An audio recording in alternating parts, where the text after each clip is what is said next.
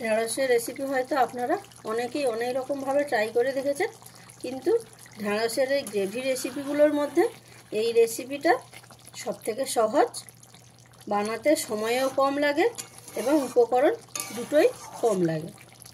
নমস্কার বন্ধুরা, আপনারা দেখছেন মনের মতন রান্না। তা আজকে আবারও একটা রেসিপি নিয়ে চলে এসেছি আপনাদের কাছে। আজকে আমাদের রেসিপি দই ঢ্যাঁড়স বা দই ভেন্ডি।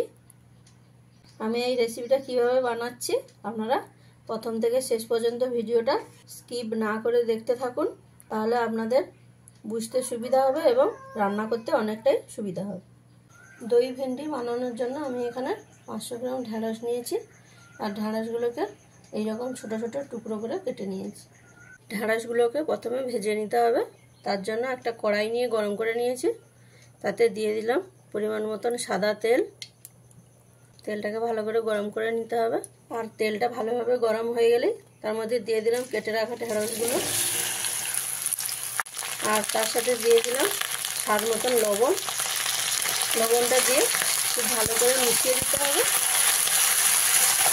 আর মিশিয়ে দিয়ে ঢ্যাঁড়সটাকে খুব কড়া করে ভাজবেন না, হালকা করে ভেজে নিলেই হবে। তো এই সময় বন্ধুরা আপনারা গ্যাসের ফ্লেমটাকে একদম হাইতে দেবেন। গ্যাসের ফ্লেমটা হাইতে থাকলে ঢ্যাঁড়সটা খুব তাড়াতাড়ি ভাজাও হয়ে যাবে এবং ঢ্যাঁড়সের কালারটাও ঠিকঠাক থাকবে। ঢ্যাঁড়সটা ভাজা হয়ে গেছে, ঢ্যাঁড়সটা এখানে 60% মতন ভাজা হয়েছে, আর বাকি 40% গ্রেভির মধ্যে সেদ্ধ হয়ে যাবে। ঢ্যাঁড়সটা এবারে তুলে নিয়ে আমি একটা প্লেটের মধ্যে রেখে দিচ্ছি। ওই তেলের মধ্যে দিয়ে দিচ্ছি আরও একটু তেল, আর তেলটা গরম হলেই ফোড়ন হিসাবে এর মধ্যে দিয়ে দিলাম 2 শুকনো লঙ্কা, 1/2 চামচ 5 ফোড়ন। এর থেকে একটা মিষ্টি মিষ্টি গন্ধ ছেড়ে দিলে এর মধ্যে দিয়ে দিতে হবে 1 চামচ রসুন কুচি, 1 চামচ আদা কুচি। গ্যাসের ফ্লেমটাকে মিডিয়ামে রেখে আদা আর রসুন কুচিটাকে ভালো করে ভেজে নিতে হবে। তখনই দেখবেন এরকম একটা লালচে কালার চলে এসছে, তখন এর মধ্যে দিয়ে দিতে হবে 2 পেঁয়াজ কুচি করে নিয়েছি এরকম ছোট ছোট করে, এর মধ্যে দিয়ে দিলাম। পেঁয়াজটাকেও খুব ভালো করে ভেজে নিতে হবে। আপনারা এই 500 গ্রাম ভেন্ডির জন্য 2 মিডিয়াম সাইজের পেঁয়াজ কুচি করে নেবেন, তাহলেই হবে। আর এখানে পেঁয়াজটা যতক্ষণে ভাজা হচ্ছে ততক্ষণে আমি একটা মশলার মিক্সচার বানিয়ে আপনাদের দেখাবো। মশলার মিক্সচারটা বানানোর জন্য আমি এখানে একটা বাটিতে 200 গ্রাম টক দই নিয়েছি। তার মধ্যে দিয়ে দেবো 2 চামচ কাশ্মীরি লঙ্কার গুঁড়ো, 1/2 চামচ জিরে গুঁড়ো, 1.5 চামচ ধনে গুঁড়ো, 1/2 চামচ গোলমরিচের গুঁড়ো, আর সবশেষে দিয়ে দেবো স্বাদ মতন লবণ। এই সব কিছুকে ভালো করে মিশিয়ে নিতে হবে। তো বন্ধুরা আপনারা এখানে নিশ্চয়ই দেখতে পেয়েছেন যে আমি এখানে হলুদটা ব্যবহার করিনি। হলুদটা আমি তেলে পেঁয়াজের উপরে দিয়ে ভেজে নেব।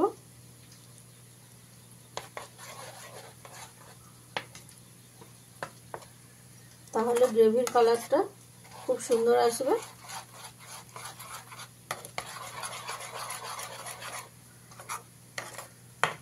আর এপাশে দেখুন পেঁয়াজটা ভালোভাবে ভাজা হয়ে গেছে। এই স্টেজেই এর মধ্যে দিয়ে দিতে হবে ঝালের জন্য 1 চামচ কাঁচা লঙ্কা কুচি। আপনারা এখানে যে যেরকম ঝাল খাবেন সেই পরিমাণ মতো আপনারা ঝালটা দিয়ে নেবেন। এবার এর সাথে দিয়ে দিচ্ছি 1 চামচ হলুদের গুঁড়ো, দিয়ে একসাথে সব কিছুকে ভালো করে মিশিয়ে দিতে হবে। এইভাবে ভালো করে মেশানো হয়ে গেলে এবং হলুদের কাঁচা গন্ধটা চলে গেলে এর মধ্যে দিয়ে দিতে হবে দইয়ের সাথে সেই মশলার মিক্সচারটা। এই মিক্সচারটা দেওয়ার সময় আপনারা অবশ্যই গ্যাসের ফ্লেমটাকে একদম লোতে রাখবেন, নাহলে দইটা ফেটে যাওয়ার সম্ভাবনা থাকবে।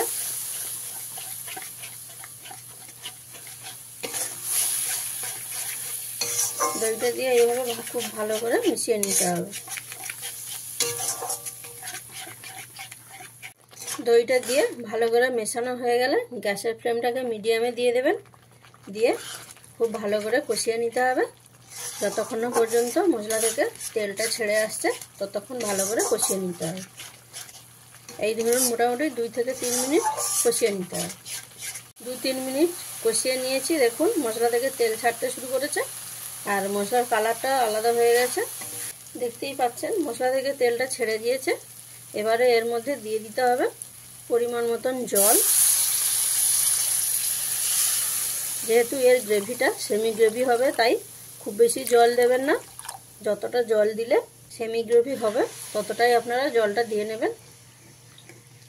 জলটা দিয়ে ভালো করে মশলার সাথে মিশিয়ে নিয়ে গ্যাসের ফ্লেমটাকে হাইতে করে দেবেন। দিয়ে কিছু সময় ফুটিয়ে নিতে হবে।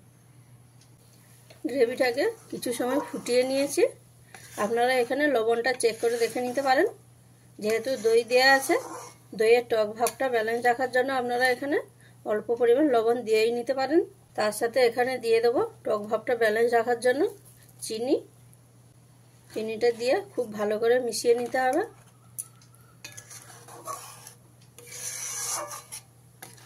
ভালোভাবে মেশানো হয়ে গেলে গ্যাসের ফ্লেমটাকে মিডিয়ামে করে দিতে হবে। গ্রেভিটা ভালোভাবে ফুটে গেলেই এখানে ভেজে রাখা ঢ্যাঁড়সগুলো দিয়ে দিতে হবে। ঢ্যাঁড়সগুলো দিয়ে খুব ভালো করে মিশিয়ে নিতে হবে।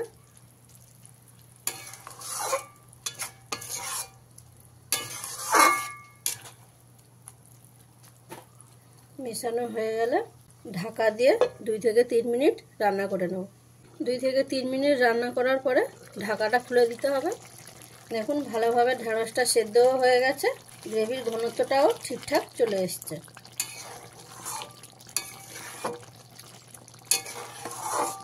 তাহলে নিশ্চয়ই আপনারা দেখলেন যে এটা রেসিপিটা বানানো কতটা সহজ, কতটা কম সময়ের মধ্যে এটা বানিয়ে নিতে পারবেন আর এর স্বাদটাও খুব সুন্দর আসে। এবার এটাকে শেষ করার জন্য এখানে দিয়ে দিতে হবে গরম মশলার গুঁড়ো। আশা করি এই সিম্পল রেসিপিটা আপনাদের খুব ভালো লেগেছে। আর যদি ভালো লেগে থাকে তাহলে চ্যানেলটাকে লাইক, কমেন্ট, শেয়ার এবং সাবস্ক্রাইব করতে ভুলবেন না। আর রান্নাটা কেমন হয়েছে সেটাও কমেন্টের মাধ্যমে জানাতে ভুলবেন না। তাহলে বন্ধুরা দেখা হচ্ছে নতুন একটা রেসিপি নিয়ে পরের ভিডিওতে। আপনারা ভালো থাকুন, সুস্থ থাকুন। রান্নাটা আমার কমপ্লিট হয়ে গেছে, আমি নামিয়ে নিচ্ছি। রান্নাটা কমপ্লিট করে আমি এইভাবে নামিয়ে নিয়েছি।